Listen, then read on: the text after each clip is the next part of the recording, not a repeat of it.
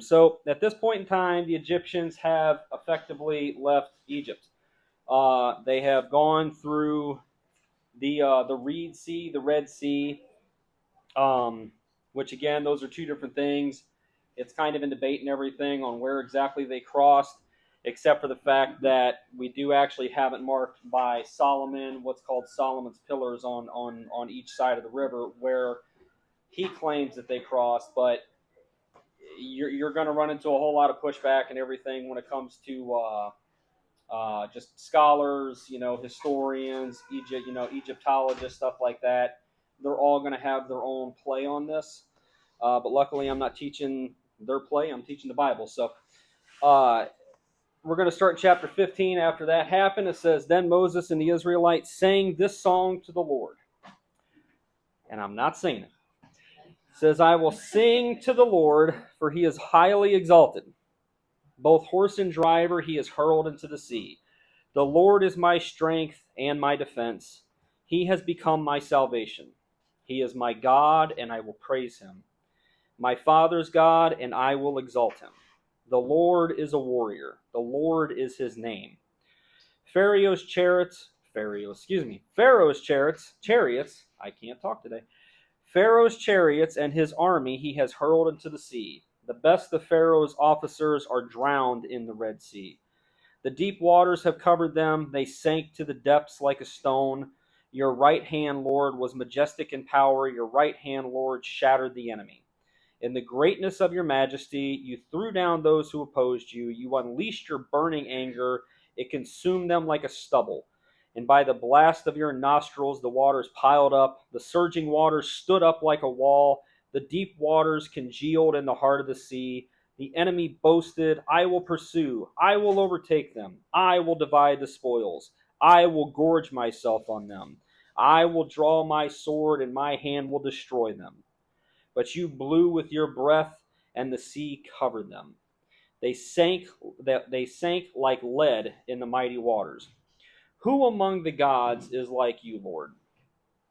Who is like you, majestic in holiness, awesome in glory, working wonders? You stretched out your right hand, and the earth swallows your enemies. In your unfailing love, you will lead the people you have redeemed. In your strength, you will guide them to your holy dwelling. The nations will hear and tremble. Anguish will grip the people of Philistia. The chiefs of Edom will be terrified. The leaders of Moab will be seized with trembling. The people of Canaan will melt away. Terror and dread will fall upon them. By the power of your arm, they will be as still as a stone until your people pass by, Lord, until the people you bought pass by. You will bring them in and plant them on the mountain of your inheritance, the place, Lord, you made for your dwelling, the sanctuary, Lord, your hands established. The Lord reigns forever and ever. And when Pharaoh's horses, chariots, and horsemen went into the sea, the Lord brought the waters of the sea back over them, but the Israelites walked through on the sea on dry ground. And then Miriam the prophet, Aaron's sister, took a timbrel in her hand, and all the women followed with her with timbrels dancing. Miriam sang to them, Sing to the Lord, for he is highly exalted. Both horse and driver he has hurled into the sea. So in this song, we're actually finding out a whole lot about God, or the Israelites are really finding out a whole lot about God. They name several aspects of him. So if you go back, you can see where it says, the Lord is mighty strength, my defense. He has become my salvation. The Lord is a warrior. And I'm actually reading a book right now. It's called Experiencing God. It's a pretty well-known book, and it's also kind of morphed into a Bible study.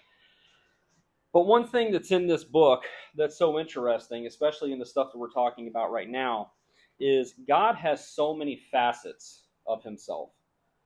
I mean, literally, if you went down the entire Bible and everything, it's hundreds. The Lord is my strength. He's my shield. He's my salvation. He's my portion. He's my rock. It just goes on and on and on. And the question we have to ask ourselves is what part of that have we actually experienced? And everybody's different. For some people, they may have experienced him as their sword. And when he sits there and he says, don't get revenge, that's my job. And then you see that actually happen. Somebody that has wronged you, well, it seems like God is kind of taking care of the situation himself. Some people have experienced him as their shield. Hopefully everybody in this room has experienced them as his salvation. But there's so many aspects to God, and what we ought to do is, as we're going through the Bible, we should really write these down. And if there's an aspect to God that we've never actually seen, whether we feel that we've never felt the Abba Father version of God, and we've only felt the El Shaddai, the Lord Almighty version of God, pray for that. Pray to experience God in all these different facets. Because he even says earlier down the line with Moses, Abraham, Isaac, and Jacob knew me pretty well. I spoke to them directly, but they only knew that side of me. They didn't know all the other sides that I have to offer. They only knew Lord God Almighty. They knew that side of me. They never got to experience the Abba Father side of me. So that's something we should just realize in our own life and everything. Like, what parts of God have we personally not experienced that we want to? And we can pray and we can study for that. So then it says, then Moses led Israel from the Red Sea, and they went into the desert of Shur. For 3 days they traveled in the desert without finding water. When they came to Marah, they could not drink its waters because it was bitter. Marah means bitter. So we actually come across this in the book of Ruth. Naomi, her name is Naomi, and when she goes home, she's had all these bad experiences happen to her, and they're like, Mara's home, or Naomi's home, and she's like, don't call me Naomi, call me Mara. I'm bitter. So it says that is why the place is called Mara, because it's bitter. So the people grumbled against Moses, saying, well, what are we to drink? And then Moses cried out to the Lord, and the Lord showed him a piece of wood, and he threw it into the water, and the water became fit to drink. And there the Lord issued a instruction for them to put them to the test. And he said, if you listen carefully to the Lord your God and do what is right in his eyes, if you pay attention to his commands and keep all his decrees, then I will not bring on you any of the disease that I brought on the Egyptians, for I am the Lord who heals you. Okay, and there's another aspect of God, the Lord who heals us. And they came to Elim, where there were 12 springs and 70 palm trees, and they camped there near the water.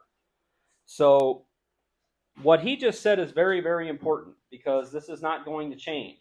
Okay, God tells the Israelites, if you keep my decrees, if you do what I say, if you follow my instructions, then you guys are golden. You're good. You don't have to worry about anything. I will take care of all of it. Okay? You will not be sick. I will not throw diseases on you. Nobody's going to overcome you. Nobody's going to overtake you if you do these things. They don't.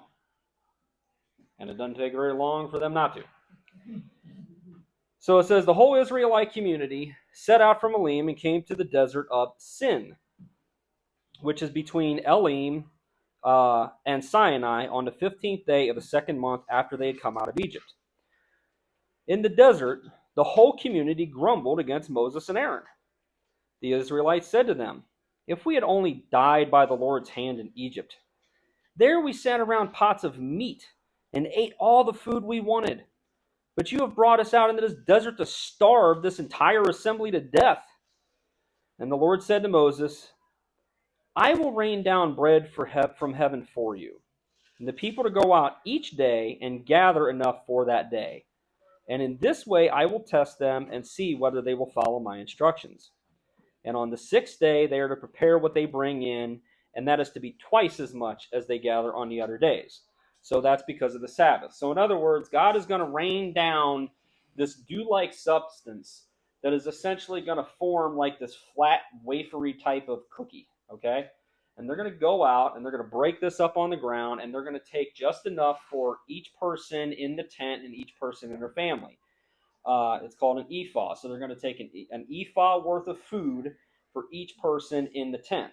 Okay? Now, when it comes to the day before the Sabbath, which I don't know if we've covered this or not, but when we think of the Sabbath, sometimes we think of Sunday. Okay, Sunday is not the Sabbath. Sunday is what's called the Lord's Day. That doesn't come till way later.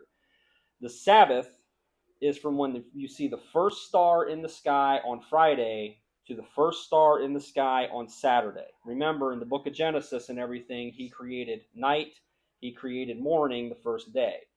So night in the Hebrew calendar, the way the Hebrews look at time, is night is the beginning of the day. Okay? The day is the latter part of the day. Okay? We do it opposite. But, so, in other words, the day before the Sabbath, you are to collect twice as much, because on the Sabbath, you're not going to get any. You're not going to work. Okay? So prepare it, gather it, prepare it. Because on the Sabbath, you're not going to do none of this. Now, here's the miraculous thing about this, and we'll get to this here in a second, but this is just something so that way you understand it. Number one, it's called manna, okay, because the Hebrew word mano means, what is it? So that's why they call it manna, because they literally walk outside and they're like, what is this stuff?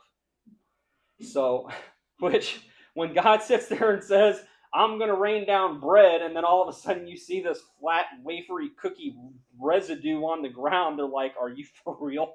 This is not bread. So I think he raised their hopes a little bit. But nonetheless, they come out of their tents, and they're literally going, what is it? Like, what is this stuff? What am I supposed to do with this? Sooner or later, after eating this stuff for a couple of months, I'm sure Mrs. Moses made a cookbook of 101 ways to cook manna. I don't know, but this stuff had to get old. They literally ate this stuff for 40 years. So, but nonetheless, they go out there, they collect it. After the next day, if they keep what they collected, or if they got too much of it, it becomes rotten.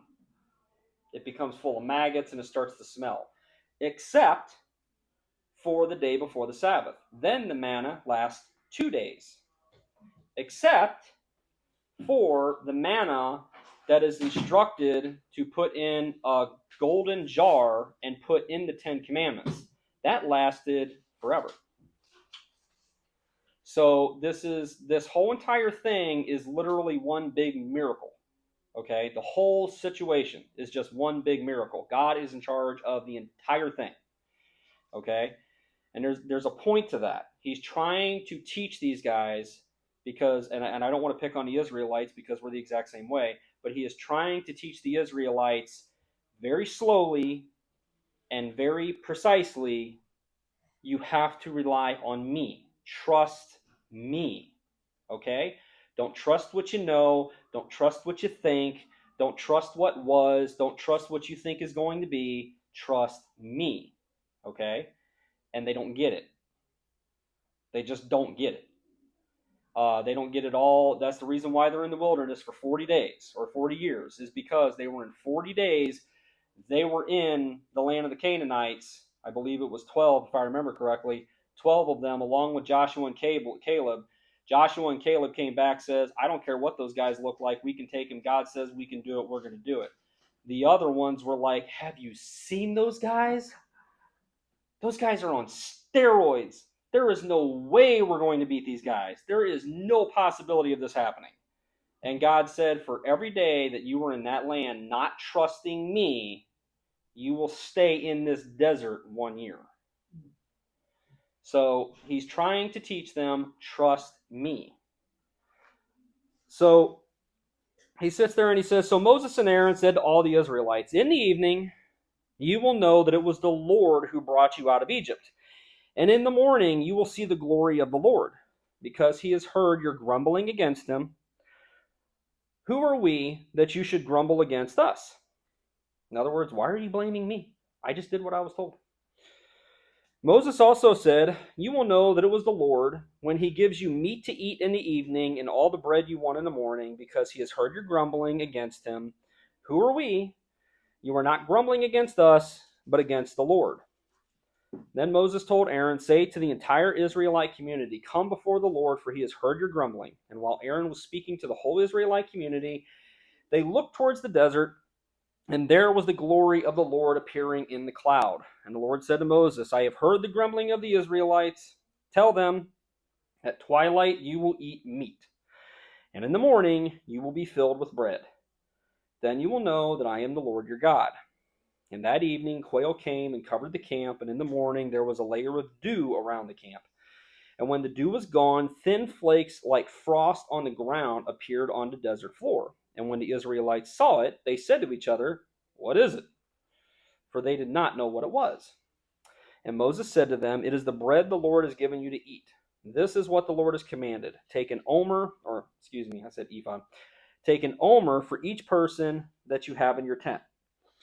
The Israelites did as they were told. Some gathered much, some little.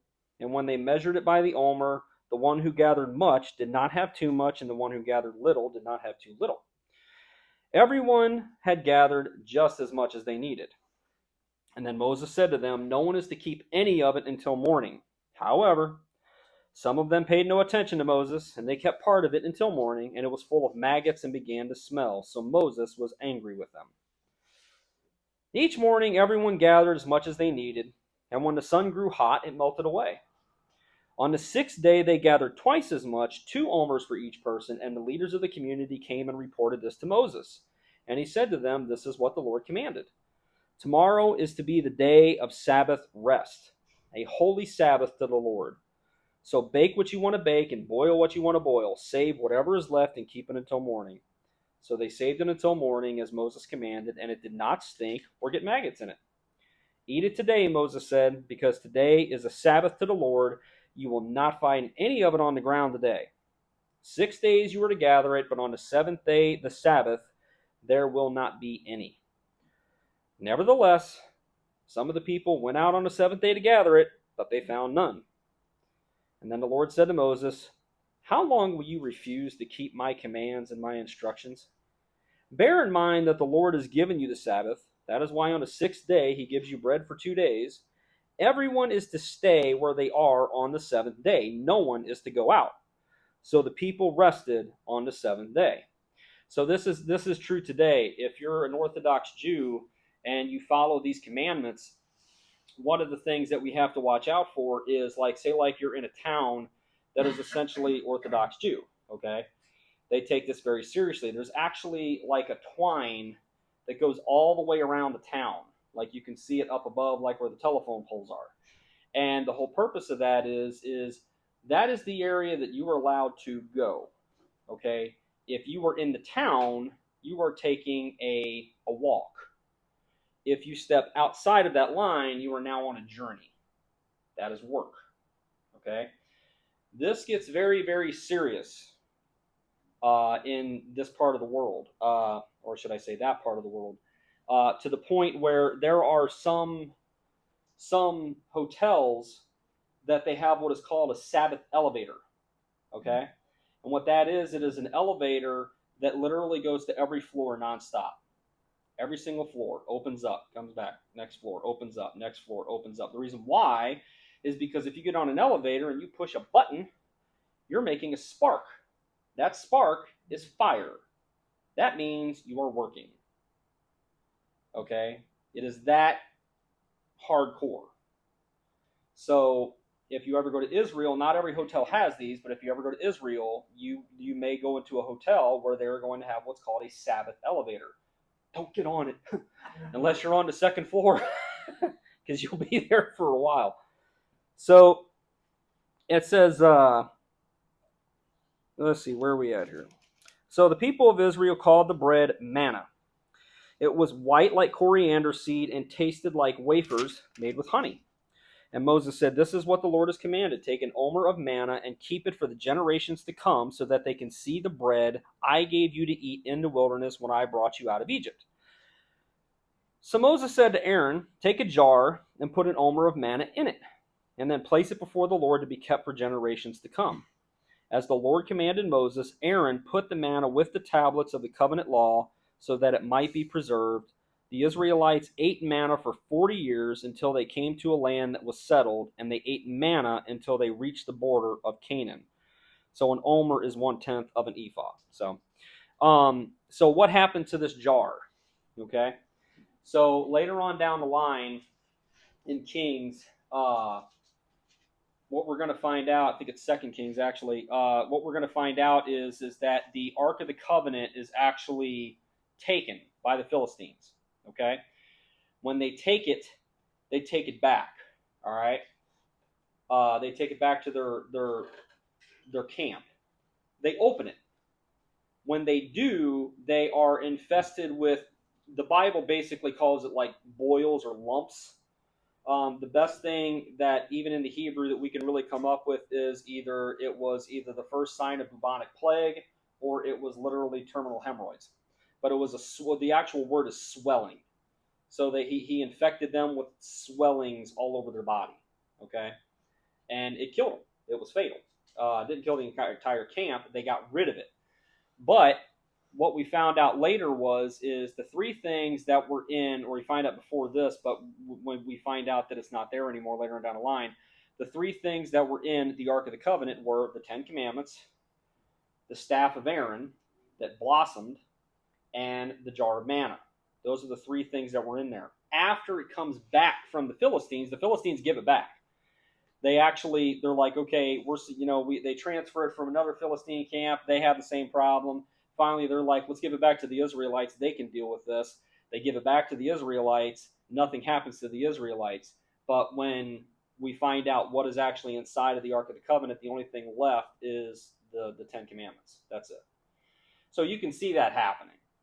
Open it up. What's in there? Well, there's a staff here with a flower on it. Who cares? Throw it away. There's a golden jar with a bunch of cookies in it. Okay, throw the cookies away. Keep the jar. And there's some stones in here with some writing on it. Okay, who cares? They were going to sell it. They were basically going to either tear down the ark and sell it for what it was made out of, which essentially it was overlaid with gold, or they were just going to throw it in their treasury as it was, and eventually just keep it part of their treasury. But it didn't work out that way. So, unfortunately, if we ever find the Ark of the Covenant, it's not going to have the manna in it because it's not there anymore. So it says the whole Israelite community set out from the desert of Sin, traveling from place to place as the Lord commanded. They camped at Rephidim, but there was no water for the people to drink. So they quarreled with Moses and said, "Give us water to drink." Well, why did they go to Rephidim? Because Rephidim was actually, it was not, I wouldn't really call it an oasis, but there is a substantial water source there. But for whatever reason, it was dried up. Okay? So that's why they were going there, was for the water. And it says, Moses replied, "Why do you quarrel with me? Why do you put the Lord to the test?" In other words, you see what he does. He's trying to teach you to trust him in everything. And yet the second something gets hard, the second something gets complicated, the second an obstacle pops up in your way, instead of praying to the Lord and saying, "Lord, we need your help. Can you please help us? Can you take care of your children for us? Can you please, come down or do whatever it is you need to do, but fix this situation?" Instead, they just start grumbling. They start yelling. They start cursing. Why did you do this? Why did you take us out of Egypt? There's no appreciation whatsoever there. If you notice, and this always kind of floored me, God says over and over and over again, not just in the Old Testament, I mean all the way through the entire Bible, "I am the Lord. I brought you out of Egypt." Okay? That is supposed to be a major milestone for the Israelites. I brought you out of Egypt. Okay? I took you out of slavery. I made you a nation. It's like they don't care. Especially right now. They're just like, "Why did you take us out of Egypt? We had lots of food there, and we were cool. It was fine until you did this. Why did you do this?" Okay? They don't, it's like they have the complete opposite reaction that you would think they would have. But he sits there and he says, "But the people were thirsty for water there, and they grumbled against Moses. And they said, 'Why did you bring us up out of Egypt? to make us and our children and the livestock die of thirst. And then Moses cried out to the Lord, what am I to do with these people? They are almost ready to stone me. And the Lord answered Moses, go out in front of the people, and take with you some of the elders of Israel, and take in your hand the staff with which you struck the Nile. Go there, and I will stand there before you by the rock at Horeb. Strike the rock, and the water will come out of it for the people to drink. So Moses did this in the sight of the elders of Israel. And he called the place Massah and Meribah, because the Israelites quarreled, and because they tested the Lord, saying, is the Lord among us or not? So interesting thing here. You can actually go there, and I can't really, I'm not going to sit there and tell you 100% for sure, but that this is actually the rock. But if you actually go to this place now, there actually is a rock there. And it is probably about my height. And it is literally cracked like this and split apart. It's like he hit it and it just split apart. Okay, now whether that's the actual rock or not, I don't know. But there actually is that something there that kind of gives credence to the story. Now, the interesting thing is, when it comes to this, is not only is God trying to teach the Israelites a lesson, he's trying to teach Moses a lesson. Moses eventually fails. Okay? In this particular case, he says, I want you to go and I want you to strike the rock. Okay? Water will flow. Strike the rock. I will be with you. The water will come. So he does. He strikes the rock, and the rock splits, and water starts to flow out of it. Later on down the line, Moses is really fed up. He is angry at this point. He is tired of the Israelites moaning and crying and whining and all sorts of stuff. He is just done with it. Okay? And essentially what winds up happening is God says, I want you to go and I want you to speak to this rock. And when you speak to this rock will split and water will flow. Okay? And Moses is so frustrated and so angry that he sits there and he says, y'all want water? Fine, here's your water. And he takes it and he whacks it like that. And it splits and water comes out. Only problem is, that ain't what God said to do. And God says, well, I'm glad you had your little temper tantrum. But that wasn't my command. And now, because you have disobeyed me, you're not going to the land of the Canaanites. You're going to die over here. So even Moses messed up. Okay? We could take a number of things out of that. So number one, why was it so important for Moses to do what he was supposed to do as opposed to hitting a rock? Because God was trying to show the Israelites, it's not Moses, it's me. I'm the one doing this, not him. Okay? If Moses just does whatever he likes to do and all of a sudden miracles start happening, they're going to worship Moses. You ever wonder why, and I'm jumping ahead here in the story, but you ever wonder why it's a very, very small part of the Bible, and it's most people don't even know it's there, honestly. But it sits there and he talks about how Michael and Satan fought over the body of Moses. Okay? Why? Why do you think that is? Because if they would have had, nobody knows where Moses is buried. Nobody. Okay? One of the most instrumental figures in both Judaism and Christianity, nobody knows where he is. Okay? There's a reason why. And there's a reason why Satan battled Michael over Moses' body.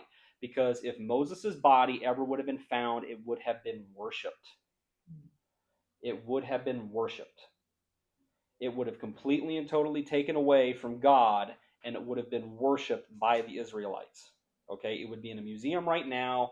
People would be praying to it. So, and if you don't believe me, is there not a section of Christianity that prays to Mary? Okay? It would have been the exact same thing for the Israelites.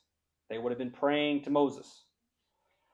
So, at the end of the day, God makes sure that did not happen. He hid that body. Nobody knows where it's at except for him and the angels and Satan. And Satan tried to get a hold of it, and Michael stopped him. So, it says the Amalekites came and attacked the Israelites at Rephidim. So they're on their property, or what they claim to be their property. And Moses said to Joshua, this is the first time we get to meet Joshua. Joshua right now is a very young man, but he's a warrior. He says, choose some of our men and go out and fight the Amalekites. Tomorrow I will stand on the top of the hill with the staff of God in my hands. So Joshua fought the Amalekites as Moses had ordered, and Moses, Aaron, and Hur went to the top of the hill. As long as Moses held up his hands, the Israelites were winning, but whenever he lowered his hands, the Amalekites were winning. When Moses' hands grew tired, they took a stone and put it under him, and he sat on it. And Aaron and Hur held his hands up, one on one side and one on the other, so that his hands remained steady till sunset. So Joshua overcame the Amalekite army with the sword. And the Lord said to Moses, write this on a scroll as something to be remembered, just to make sure that Joshua hears it, because I will completely blot out the name of Amalek from under heaven. So Moses built an altar and called it, the Lord is my banner. So that's another one. The Lord is my banner. He said, because his hands were lifted up against the throne of the Lord, and the Lord will be at war against the Amalekites from generation to generation. So again, why did he do that? Okay, because now he's showing the Israelites, you guys don't have the ability to win these wars. You don't have it in you. You're not warriors, you're slaves. But I will fight for you. As long as Abraham had his hands up in praise, God was fighting the battle, and God was winning. Moses? Moses' hands up in praise of God. Yeah. Oh, did I say Abraham? Sorry, wrong book. I'm going into so many different books now. I'm going into Rewind. So it says, now this is golden. I love this story. This is one of the stories in the Bible that you just know that the Bible is real, because this is you can absolutely see this happening today, let alone back then. So it says, now Jethro, the priest of Midian, and the father-in-law of Moses, heard of everything God had done for Moses and for his people Israel, and how the Lord had brought Israel out of Egypt. Well, how did he hear that? Well, we'll find out here in a minute. After Moses had sent his wife Zipporah and his father-in-law Jethro received her and her 2 sons. One son was named Gershom, for Moses had said, I have become a foreigner in a foreign land, and the other was named Eleazar, for he said, my father's God was my helper. He saved me from the sword of Pharaoh. So Moses literally sends back his wife and 2 kids. To which Jethro, now remember, Jethro had 7 daughters, okay? And he was like, where is this guy? Some dude rescued you? Where is he at? Let's get him here. We're going to serve him dinner. One of y'all ladies is getting out of this house, okay? So now all of a sudden, the lady and 2 kids come back to his house, and he's like, oh, I don't think so. And he literally turns around, and he takes the daughter and the 2 kids back to Moses. He's like, you are not laying this on me. So he brings them back. So Jethro, Moses' father-in-law, together with Moses' sons and wife, came to him in the wilderness, where he was camped near the mountain of God. And Jethro had sent word to him, I, your father-in-law, Jethro, am coming to you with your wife and her 2 sons. So Moses went out to meet his father-in-law and bowed down and kissed him, and they greeted each other, and they went into the tent.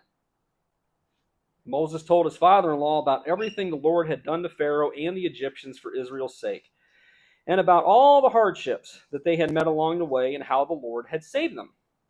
Jethro was delighted to hear about all the good things the Lord had done for Israel in rescuing them from the hand of the Egyptians. And he said, praise be to the Lord, who rescued you from the hand of the Egyptians and of Pharaoh, and who rescued the people from the hand of the Egyptians. Now I know that the Lord is greater than all the other gods, for he did this to those who had treated Israel arrogantly. Then Jethro, Moses' father-in-law, brought a burnt offering and other sacrifices to God, and Aaron came with all the elders of Israel to eat a meal with Moses' father-in-law in the presence of God. So again, going back to what we were talking about in the last couple of classes, I've touched on it several different times now, but he sits there and he says, I know that the Lord is more powerful than all the other gods, okay? And I think, if I'm not mistaken, I think.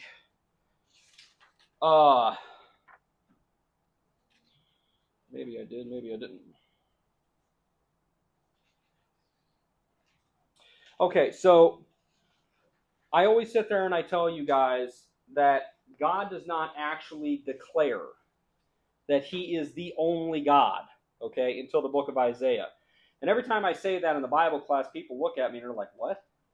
And it's the truth. In the book of Exodus, he's going to say things that are similar to that. He's going to sit there and say, I am the Alpha, I am the Omega, I created the earth, I did this, I did that, okay? But even here, Moses didn't sit there and say, well, actually, all the other gods are just nonsense. It's because Moses is still believing all the other gods exist. Okay? God is just more powerful than all the other gods. God went from a lowly little god in a little bitty bush on the backside of the desert to literally conquering all the Egyptian gods. Okay? So he has shown in his own way, bit by bit, how strong and how powerful he is. But in Isaiah 45, he says it several times over. He sits there and he says, I am the Lord, and there is no other. Apart from me, there is no God. And he states further, there is no God apart from me, a righteous God and a Savior. There is none but me. Okay? So later on down the line from where we're at now, he's going to sit there and he's going to tell the Israelites, I'm a jealous God. Quit worshiping other gods. You're supposed to worship me. But when we get to the book of Isaiah, which is around the time of the Assyrian captivity, when they basically conquer the northern kingdom, he's telling everybody now that by this point they can kind of understand it and they can kind of start getting behind it. He's telling them, you guys don't get it, okay? You're literally worshiping dolls, all right? You're creating a little voodoo thing out of wood, and you're putting it up on your mantle, and you're praying to something that is a tree, okay? I'm it. There are no other gods. It's just me, okay? And I'm getting tired of you worshiping wood. So it isn't until the book of Isaiah that he absolutely lays that down. Right now, we're still under that premise that there are other gods. And I had somebody ask me the other day, I was talking about this with them, and they go, well, do you believe that other gods existed? I'm like, no, that's not what I'm saying. I'm not saying the other gods did exist. I'm saying that everybody thought they existed.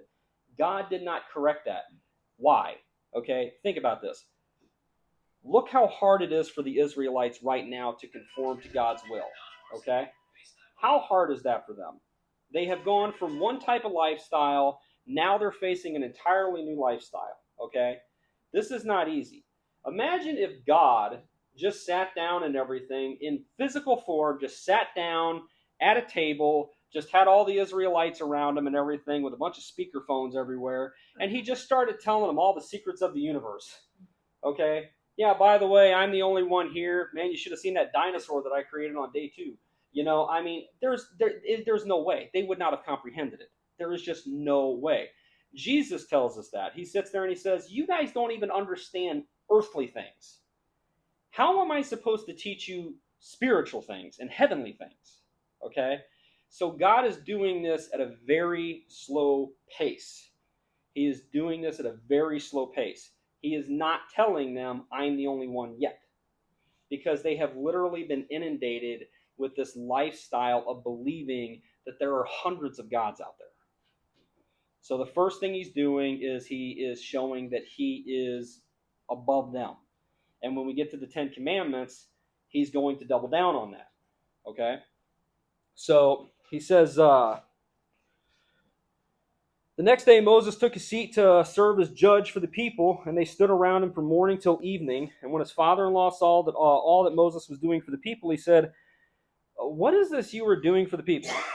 Why do you alone sit as judge for all these people stand around you from morning until evening? Moses answered him, because the people come to seek God's will. Whenever they have a dispute, it is brought to me, and I decide between the parties and inform them of God's decrees and instructions. And Moses' father-in-law replied, well, what you're doing is not good. You and these people who come to you will only wear yourselves out. The work is too heavy for you, and you cannot handle it alone.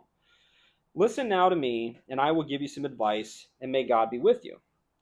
You must be the people's representative before God and bring their disputes to him.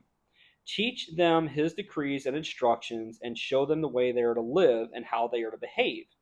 But select capable men from all the people, men who fear God, trustworthy men who hate dishonest gain, and appoint them as officials over thousands, hundreds, fifties, and tens. Have them serve as judges for the people at all times, but have them bring the very difficult cases to you. In the simple cases, they can decide for themselves.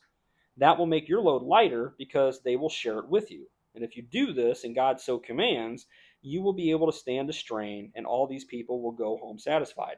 So essentially, what he's saying is quit waiting until something bad happens and then sitting there saying, okay, well, this is what God commands. You need to teach everybody what he commands in total, and then break it down and delegate it. Okay, you're the president. Now you need to make governors, and then you need to make mayors, and then you need to make city councilmen. Okay, handle this in that fashion. If anybody's got a really bad dispute and they need to take it up to the Supreme Court, that's you. Okay. Other than that, everybody else is fine. So again, this just comes down to wisdom. So something that's lacking in this generation and everything like that is young people do not go to old people and say, you've lived twice as long as me, and you've probably seen some stuff. I have a question. How should I handle this? Instead, most of the time, you're like, I saw it on YouTube. I got it. So, and that's going to wind up biting them in the butt. So this was his wisdom kind of pouring out on Moses, and Moses followed it. He was wise enough to follow it. So then Moses sent his father-in-law on his way, and Jethro returned to his own country. Huh? Oh, whoops, sorry. Moses listened to his father-in-law and did everything that he said. He chose capable men from all Israel and made them leaders of the people, officials over thousands, hundreds, fifties, and 10. They served as judges for all the people at all times. The difficult cases they brought to Moses, but the simple ones they decided for themselves. And then Moses sent his father-in-law on his way, and Jethro returned to his own country without his daughter and grandchildren. So on the first day of the month, after the Israelites left Egypt, on that very day, they came to the desert of Sinai. And after they set out from Rephidim, they encountered the desert of Sinai, and the Israel camped there in the desert in front of the mountain. Then Moses went up to God, and the Lord called to him from the mountain and said, this is what you are to say to the descendants of Jacob, and what you are to tell the people of Israel. You yourselves have seen what I did to Egypt, and how I carried you on eagle's wings and brought you to myself. Now, and he's going to say it again, in case they didn't figure it out the first time.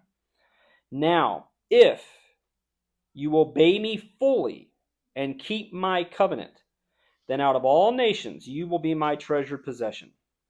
Although the whole earth is mine, you will be for me a kingdom of priests and a holy nation. These are the words you are to speak to the Israelites. So Moses went back and summoned the elders of the people and set before them all the words of the Lord had commanded him to speak. The people all responded together, we will do everything the Lord has said. So Moses brought their answer back to the Lord. I wonder how many of them had the crossed fingers and everything back. Then the Lord said to Moses, I am going to come to you in a dense cloud, so that the people will hear me speaking with you and will always put their trust in you.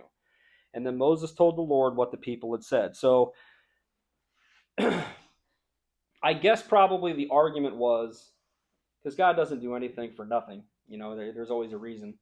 My guess is that the argument was, even though we've seen all these miraculous things, even though we've seen everything that God can do, people were probably sitting there going, maybe it's just this guy and he's just hearing voices. Maybe he's just got powers or something like that. Maybe it's him the whole time. So God's like, okay, I'm going to show them I really am here. And it doesn't go so well.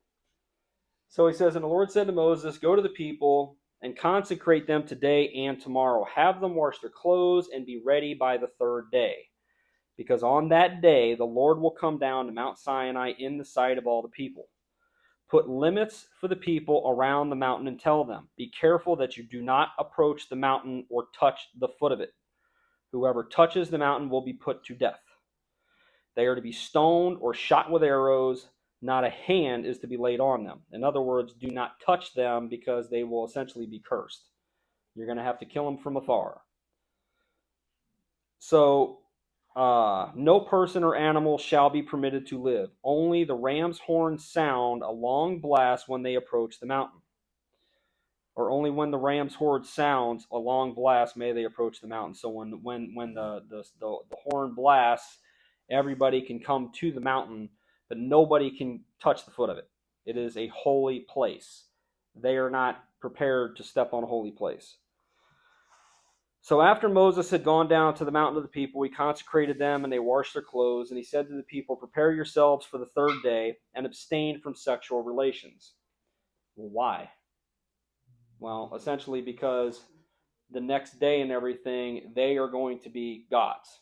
Okay, they are going to literally hear the voice of God. Okay, they're not to enter any kind of a mingled relationship with anything else. This is time for God. Okay, so that's the reason why. Even if they're husband and wife and everything, the Bible tells us there should be a time where you should set each other apart and everything like that, so that way you can pray and you can, in a sense, be more holy in that regard. And then after that time, come back together again. And he's telling them now, don't do that. Okay, this is my time.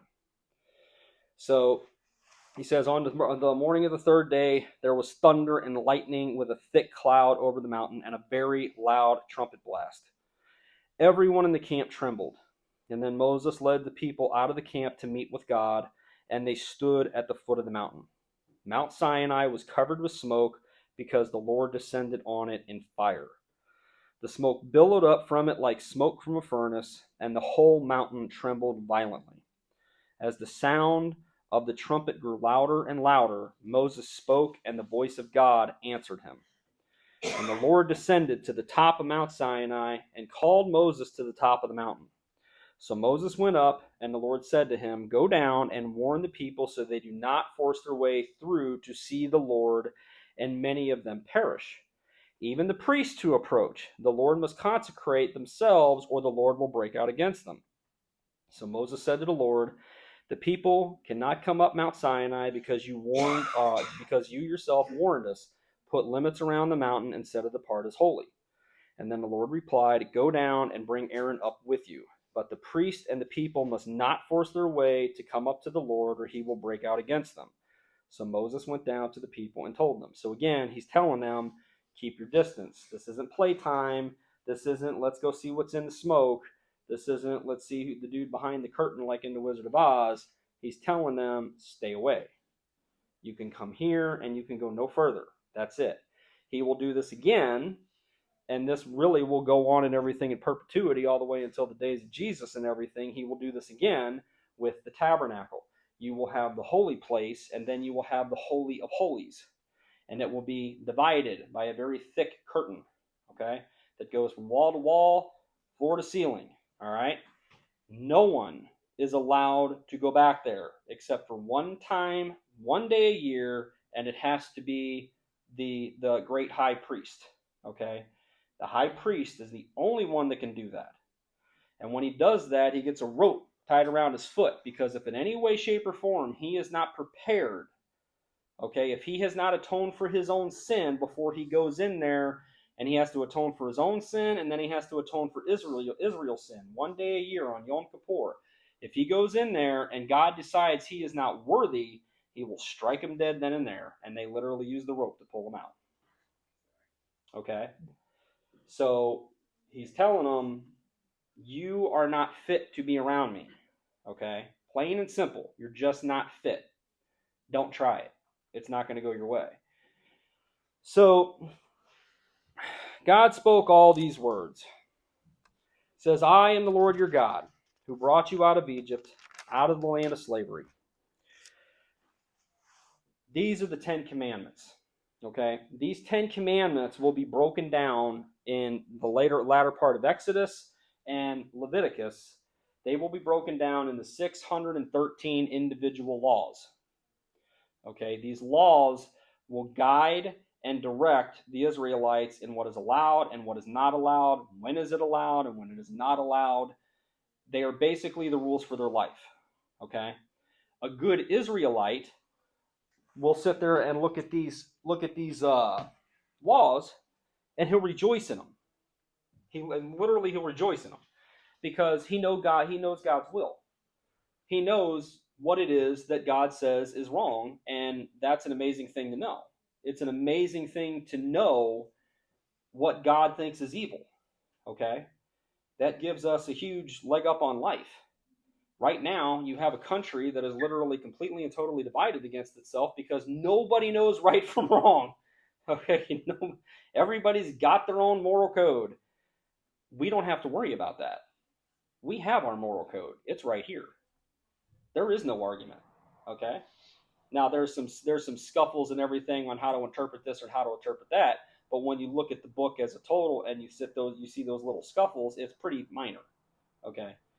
But we're going to go through these really carefully so that way we understand exactly what he's saying, both in the Hebrew and just in our practical lives. So number 1, you shall have no other gods before me. Again, God could have sat there and said, right now, there are no other gods. They don't exist. It's just me. Worship me. He doesn't say that. Okay? He says, you shall not have any other gods before me. I am number 1. I take precedent. Now, we do not live in a polytheistic culture anymore. Okay? Well, most of the world doesn't anyway. Okay? We either believe in God or we don't believe in God. But to sit there and think that that doesn't really apply to us anymore is kind of faulty, because the reality is that while we not sit there and worship Allah, or we're not worshiping Ra, or we're not worshiping Zeus or anything like that, we do worship a lot of other things. Okay, figure out where your time is spent. That's what you worship, whether it be the TV, or whether it be a particular movie star, or whatever the case may be. What is taking your attention away from God? Okay, now I don't mean like literally on a minute-by-minute basis, 24 hours a day. Obviously, you have a life to live and everything with God centered in that life. But what I'm saying is I haven't come to church in the past month and a half and everything because I've been going to the boxing matches, or I've been going to the what's the thing with the monster truck rallies and all that kind of stuff. Okay, what are you replacing God with? That's the problem. Whatever that is, that's your God. You may not get down on all, on your knees and everything and bow down and worship it, but at the end of the day, you are allowing it to take you away from worshiping God. It has become your God. You have replaced God with it. So it says, you shall not make for yourself any image in the form of anything in heaven, above, or on the earth, beneath, or in the waters below. You shall not bow down to them or worship them. For I, the Lord your God, am a jealous God, punishing the children of the sin, or punishing children for the sin of the parents to the 3rd and the 4th generation of those who hate me, but showing love to 1,000 generations of those who love me and keep my commandments. Okay? Now that sounds really, really harsh. Okay? Why would he do that? All right? Number 1, what did we just talk about a minute ago? The Israelites will do this over and over and over and over again. They will create idols. Okay? They will create idols that they bow down and they worship, and he's telling you, don't do that. Do not create a caricature of me. All right? I am much greater than this little caricature that you're going to make of me. All right? Do not do that. We're not supposed to have the statues and all that kind of stuff and everything. You're not supposed to have that. Why? Because inevitably, if you have a statue of Jesus, guess what's going to wind up happening? Sooner or later, somebody's going to be bowing down to it, kissing their hand, touching the foot of it, all that stuff. They're worshiping the statue, okay? That's what it is. They are worshiping the statue. Some people will sit there and say, well, no, they're worshiping what the statue represents. No, they're worshiping the statue, okay? That's why God sits there and says, don't do that. Don't do that. Because your mindset, you don't have the mind that you think you do.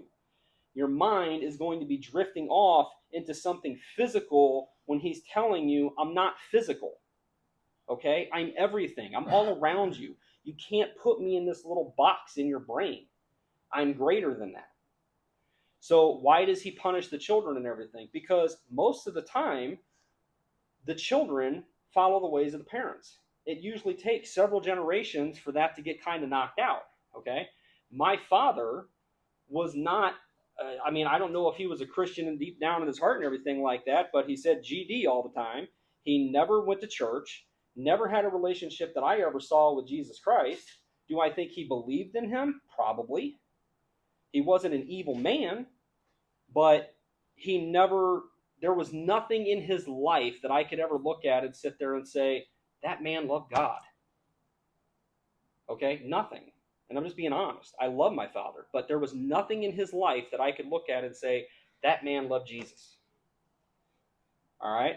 Now, my mother, on the other hand, we would go to church and everything sporadically, and God bless her and everything. She taught me all about Jesus and what she knew. She didn't know the Bible for word one. I found that out later on down the life. But the thing is, though, was that she took what she knew and she tried to pass that down into me. If I would have looked at her and I would have said, I don't believe in God, I don't believe in Jesus, and I think all this is just a bunch of hogwash, it would have broke her heart. Because she genuinely would have believed that her son was going to hell. Okay? So I was spared from that. If my mother would have been a lot like my father, chances are I probably wouldn't be here right now. So that's the reason why. God will sit there and punish people for what they do, but he's telling them, don't start. Because if you start it, it's going to cascade. Okay? It's going to cascade down. Don't start it. Don't get away from me now, because you're going to teach your children, you're going to teach their children, you're going to teach their children, and it's just going to keep going down from generation to generation. Don't do that. So he says, you shall not misuse the name of the Lord your God, for the Lord will not hold anyone guiltless who misuses his name. So in other words, do not use the Lord's name in vain. Okay?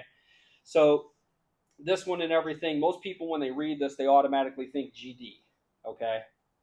That's not the only thing here. All right? And I'm guilty of this and everything. Like if you see a car wreck and you're like, oh my God. Okay? That's using the Lord's name in vain. I just used it for absolutely no reason. It's not like I was sitting there saying, oh, Lord God, please let everybody in that car wreck and everything be okay in the name of the Lord Jesus, okay? I'm just looking at it in shock and awe and going, oh, my God. Okay, an atheist will sit there and say, oh, my God. All right? That is using the Lord's name in vain. All right? And I'm still guilty of that. It still pops out because it's just so ingrained into our culture. It's just something and everything that's there. But every single time I do it, I sit there and I think, sorry, my bad. Smack me upside the head or something. I mean, really, it really bothers me because it literally just comes out, and you don't think about it. And that's the problem, is when you're not thinking about it and it comes out, that shows your heart. And that's not me preaching and everything. That is an absolute condemnation of myself. Okay, when you do something and it just comes out of you like you didn't even know it was there, and you know that thing is sinful. That is something that you need to look back in on yourself and go, okay, why is there no alarm there that says radar, danger, Will Robinson? You're getting ready to go down a path you shouldn't go. So, what's up? So it occurs to me also, and I don't know, if we say, I swear to God, I'm going to do this. Don't ever do that. Also the same? Yes. Falling under the same thing. And the reason why is because Jesus himself tells you do not do that. But I mean, just in context here. You don't ever do that. And here's the thing and everything. So you sit there and you say to swear to God, okay? I swear to God that I'm going to do this. What exactly does that even mean? Like, I swear that if I don't do this, God doesn't exist. Like, like I swear that if I don't do this, I'm never going to follow God again. Like, what exactly are you swearing to? You're just using God's name in vain. All it is a way to bring the magnitude of that swear, of that oath and everything to the next level.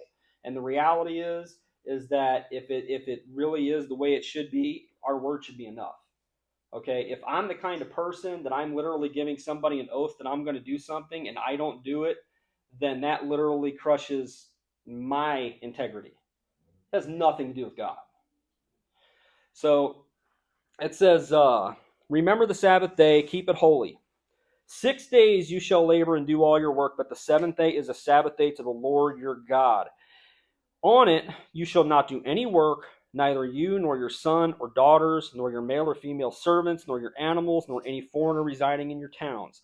For in 6 days the Lord made the heavens and the earth, the sea, and all that is in them. But he rested on the seventh day. Therefore the Lord blessed the Sabbath day and made it holy. So he's basically saying, look, I know you got to live your life. I know you got to do your work. I know you got to support your family. I know you got to do all this kind of stuff and everything. But there is a day, and he, for the Israelite people and everything, declares it to be the Sabbath. He says, that's mine. That is the day where you forsake everything else and you spend your time with me. Okay? And the Sabbath day in a Jewish household is it's an amazing thing. They're laughing, they're having fun, they have a wonderful meal, they're together with family, they're worshiping God, they're praising God, and it's just a day and everything where they come together and they realize that everything that they have is because of Him.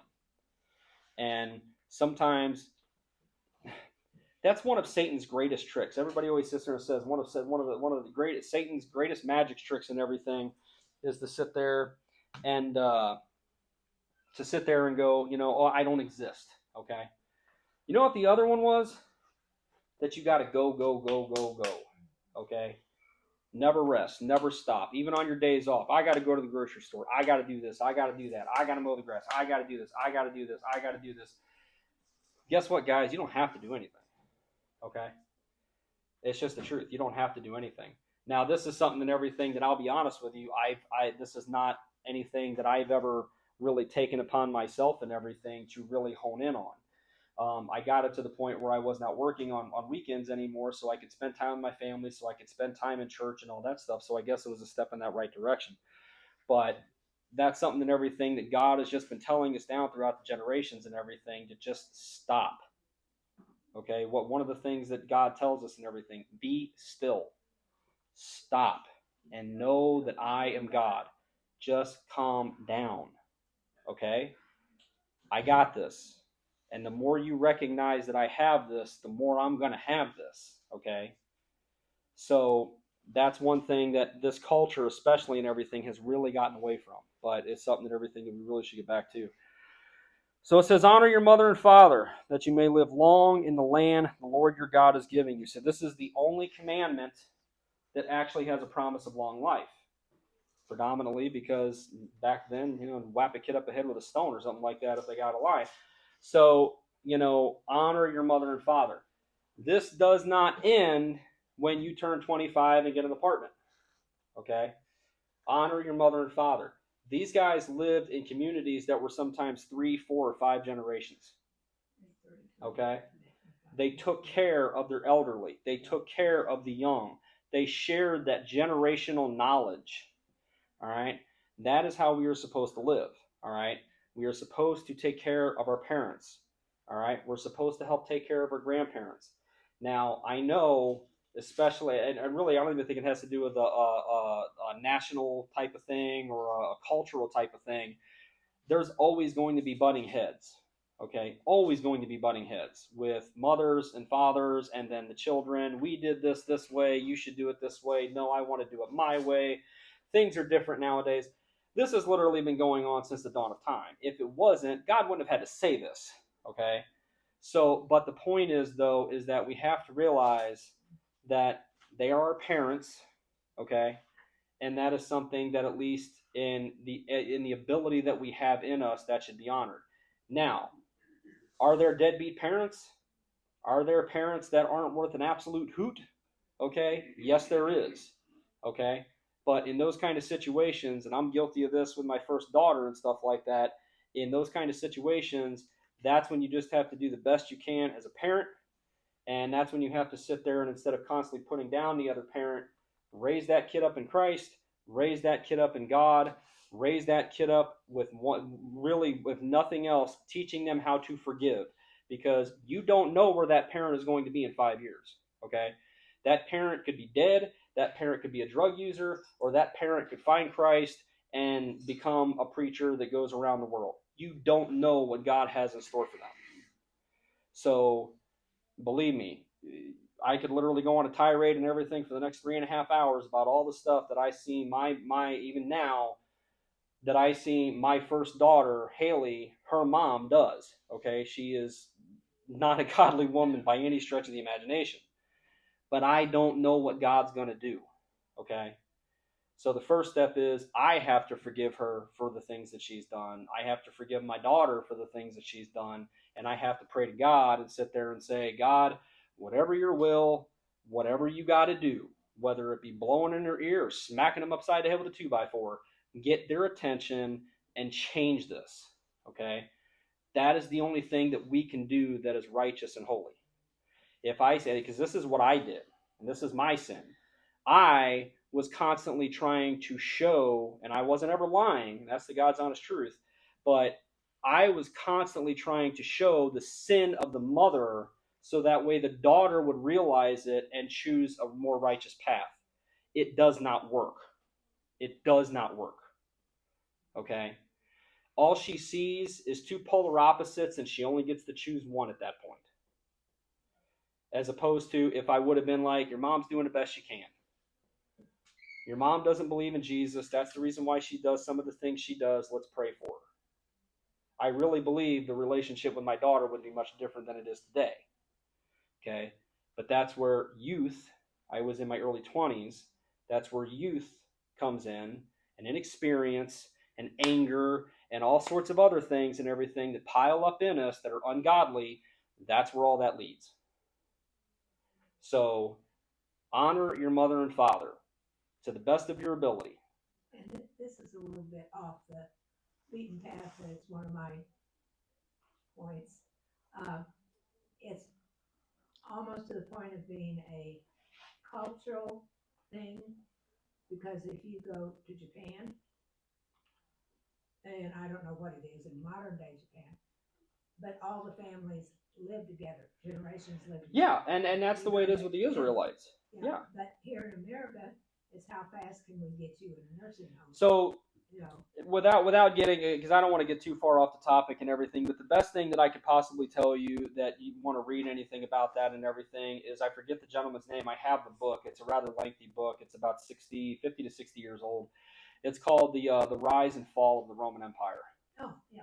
And one of the things that is mentioned in there, he basically talks about 5 prerequisites for any empire to fall. Number 1, right out of the gate, destroy the family unit.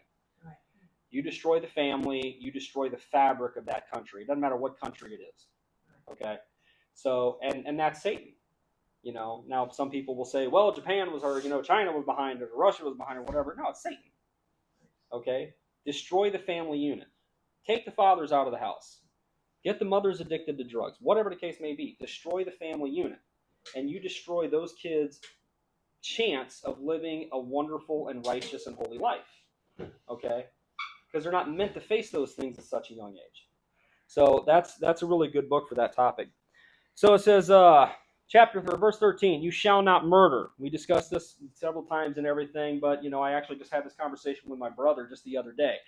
You shall not murder. There are 8 words in the Hebrew language for essentially killing. Okay, you have killing for judicial killing, like the electric chair.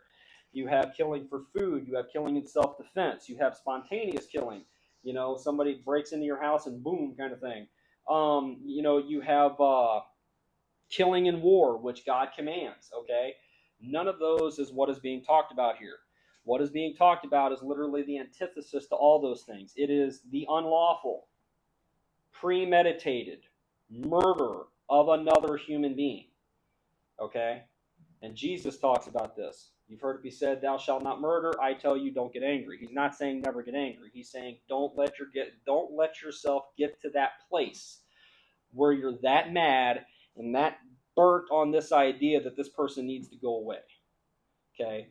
Don't let yourself get to that place. I don't care if you have to cut off your hand, poke out your eyeball, quit your job, break up with friends, whatever the case may be. Sacrifice whatever it is you have to sacrifice to get out of that situation so that you do not fall into that sinful pattern. So it says, you shall not commit adultery. Now, I've talked about this before. In this particular verse, it is not porneia, it is moikia. It is do not commit adultery. Do not have sex with somebody that is not your spouse. Okay? Do not do that. Now, later on down the line, God will actually sit there and kind of expand upon that, and he will talk about his relationship with Israel. In other words, when they're committing adultery, when the northern kingdom commits adultery and starts worshiping other gods, God actually issues a certificate of divorce to the northern kingdom. He says, I'm done with you, go away, get out. Okay? And essentially the northern kingdom is taken over by the Assyrians. But in God's mind, that is adultery. He is the groom. Israel is the bride. They are to be his. He is to be theirs. And they're like, don't like your rules. I'm going to go to this other God. Okay? That's committing adultery in God's eyes. But again, that for us, that goes back to the first commandment. You shall not have any other gods before me. But in this particular context, it's moikia. Do not have sex. Do not have sexual relations. Do not have sexual contact. Do not have sexual speech. Do not have sexual intent. Okay? Again, Jesus talks about that. It's not that you've already committed the sin if you're thinking about it in your mind, but if you're thinking about it in your mind and you're kind of making it known that you're thinking about it in your mind and the other person's not so opposed to you thinking about it in your mind, sooner or later, poof, it's going to happen. So don't do that. Okay? Get out of that situation. Whatever you got to do, you got to quit your job, whatever the case may be, get away from that person. That person is going to cause you to sin. You shall not steal. So in other words, don't take anything that doesn't belong to you. It says, you shall not give false testimony against your neighbor. Don't lie.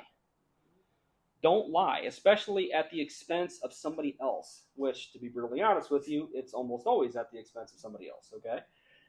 If you lie, you are literally doing the exact opposite of everything that Christ lived for, because Christ lived for truth. He lived for holiness. He lived for that righteousness in us.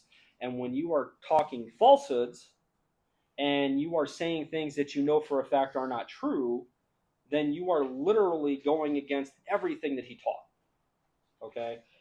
Some people will say, it's a little white lie. Who's it going to hurt? The reality is, and everything, it may not even hurt anybody. But God knows. God knows. And that has to do with your integrity. Okay? And God talks about that all throughout the Bible. Who you are when nobody's looking. So it says, you shall not covet your neighbor's house. You shall not covet your neighbor's wife or his male or female servant, his ox or donkey, or anything that belongs to your neighbor. In other words, be content with what I have given you. If you want something, ask for it. Jesus says that. Ask for anything. If it's in God's will, it's yours. Okay? If it's not, then you know it's not God's will, and then, put your attention somewhere else. But don't look at your neighbor and sit there and go, why don't I have that? This right here, if we could literally just like 100% blanket this particular commandment throughout the entire country, you would see a change like that.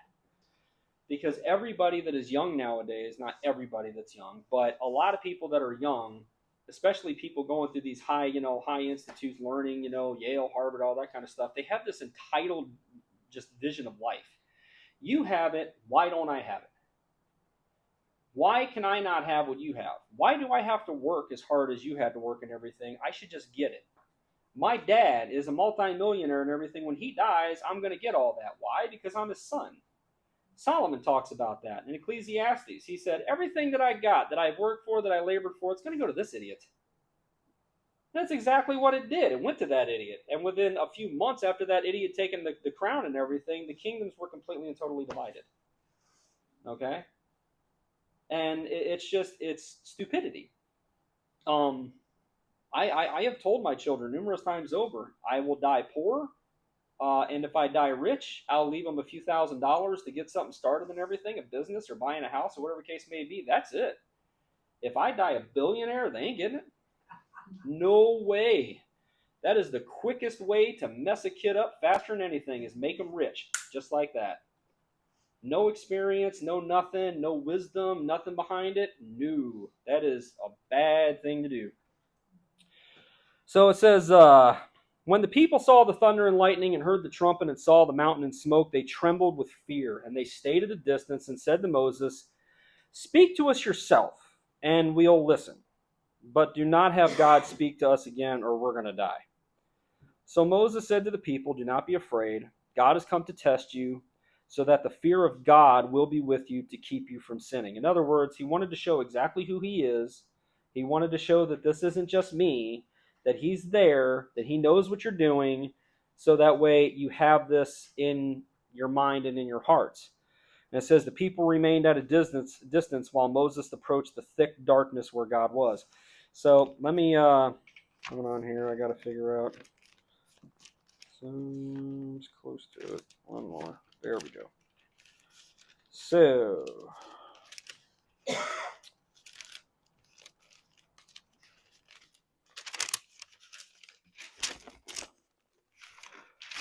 he just sat there and he said, God was testing you. Okay? God was testing you. And he sits there and he says, "Do not be afraid. God has come to test you so that the fear of God will be with you to keep you from sinning." So if you go to the Proverbs, right out of the gate, where is it?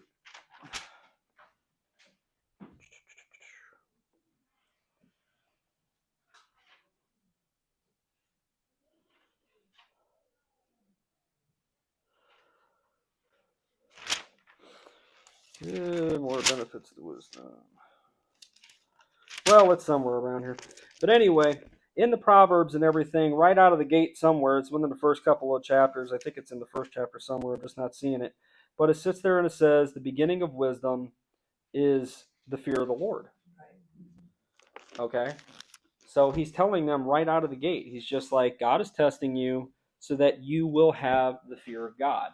And I've taught this before. I think I taught this like way early in the earlier classes and everything like that. You know, I've heard it be said that, well, it's not actually talking about fear. We're not really supposed to fear God. God loves us and God is our Father and everything. No, you're supposed to fear God. Okay, God is God, you are not. God is God, you are dust. If you do not fear that, then you do not believe in that. Okay? I'm going to get yelled at for this later. But it's just a fact, okay? You're going to stand before the almighty holy Father that created literally every single molecule that is in the entire universe and can blink you out of existence just by thinking about it. Nah, man, we're cool. We're cool. I love you too, man. Like, no. Proverbs 9:10. Thank you. Good job. A+. Proverbs 9:10. So, yeah, I mean, the beginning of wisdom is the fear of the Lord. You cannot take one step towards being wise until you understand your place in this universe. And guess what? It's not God's. Okay? Just plain and simple. And I know that sounds incredibly obvious, but you'd be amazed how many people don't live like that. Okay? That just don't live with that fear inside of them. Okay? It doesn't mean that you have to get on your knees trembling when you pray, but you need to understand that there is a righteous and holy God that is watching everything that you do. And yes, you can make him angry with you, even though I've heard that taught before. You can make him angry with you. And everything that you do, whether your husband sees it, or your wife sees it, or your children see it, he sees it. And he will judge it. And there is no dark corner that you can go into. There is no closet that you can slink into. There is no rock that you can hide under that is going to stop him from seeing your sin, calling it out on the day of judgment, and making you pay for it if you have not been atoned by the blood of Christ. Okay? It's just a fact. You know, I don't fear a lot of things. I fear God. Because what if I got something wrong? What if I didn't understand something the way I was supposed to understand it? What if I just did something in God's eyes that, like, I know the only sin that is not forgiven is blasphemy of the Holy Spirit. But, like, what if I did something in my life where God's like, oh, man, write that down in the book. What he just did, like, that's a no-go. That's a deal breaker. Seriously, I think about that kind of stuff. Like, what exactly if I have done something in my life that is so repugnant to God that he has to really question whether or not I'm coming in or not. okay? Because he's God. And I can read this book and I can teach this book for the rest of my life. And I will still know only a small percentage, an infinitesimal percentage of who God is. He's that great. He's that powerful. He's that awesome. He's that godly. And that is just an amazing thing to think that sooner or later we're all going to be there and we're going to get to know it. I really think one of the reasons why we're going to be in eternity with him is because it's going to take that long just for us to truly know him. He's that amazing. So, like I said, I was, at the very beginning of the class, I sat there and I talked about, like, you can literally look it up on the computer, all the different things that God has called, and sit there and think to yourself, what have I experienced of God? I know that he's my salvation. And I know that he's my shield, and I know that he's my sword. I've seen these things. I've experienced them. But like the Lord is my banner.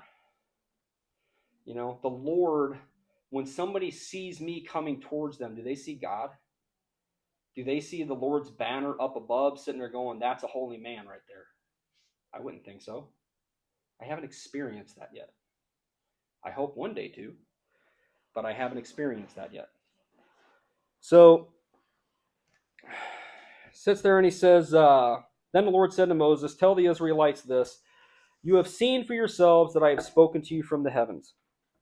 Do not make any gods to be alongside me. Do not make for yourselves gods of silver or gods of gold. Make an altar of earth for me and sacrifice your burnt offerings and fellowship worship offerings and your sheep and your goats and your cattle. Wherever I cause my name to be honored, I will come to you and bless you.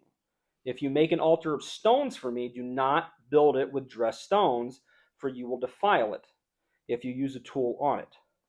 And do not go up on my altar on steps, or your private parts will be exposed, or some Bibles say your nakedness will be exposed. So in other words, keep it low, make it out of the things that he has created. He doesn't need this beautiful little thing, okay?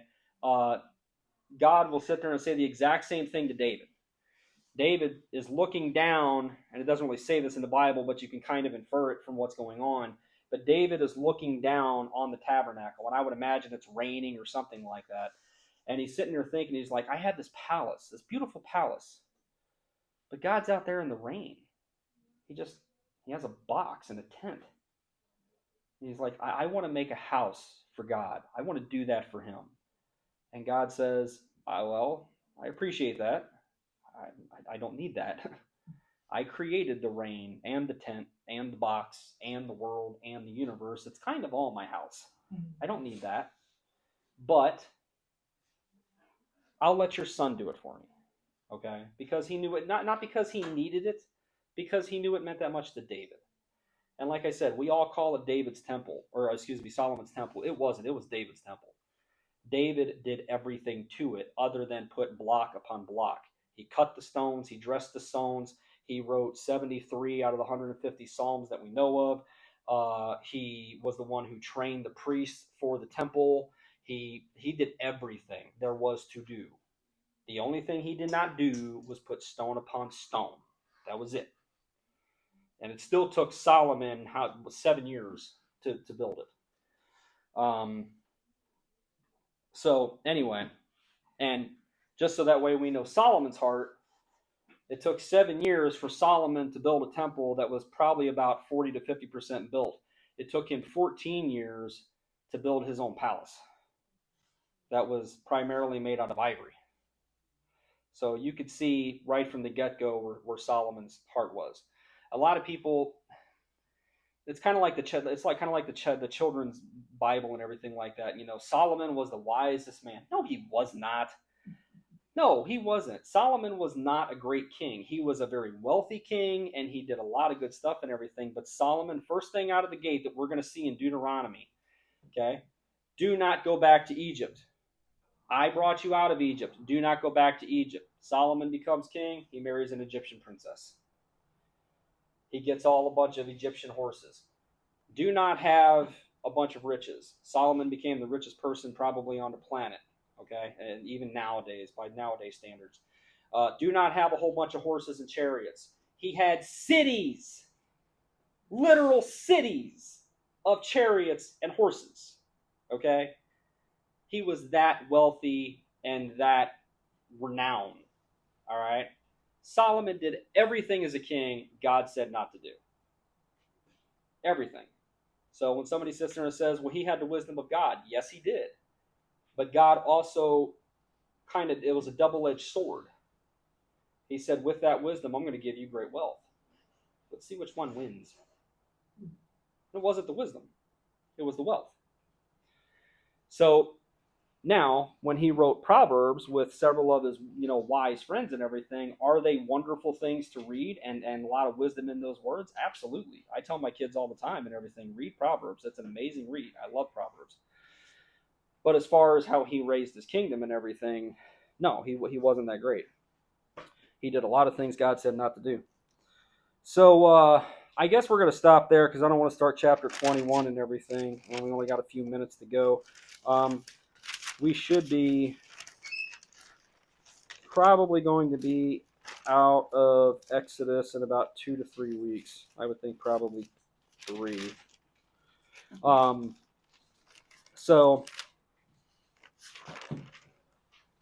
then, and actually it's a really good place and everything to stop because in chapter 21, we are going to start breaking down all the different little things and everything that God says that we're supposed to do. So in other words, the 613 laws, we're going to break those down. Okay, we're going to start out with your Hebrew servants and all that kind of stuff, how you handle slaves, how you handle property, how you handle all this stuff. And a lot of it may actually surprise you. It really does. I mean, when you read it, it's really kind of a culture shock and everything because you're kind of sitting there going like, wow, God actually told him to do that. But again, you have to remember the culture and you have to remember there's a reason why he tells them to do everything. So we'll stop there.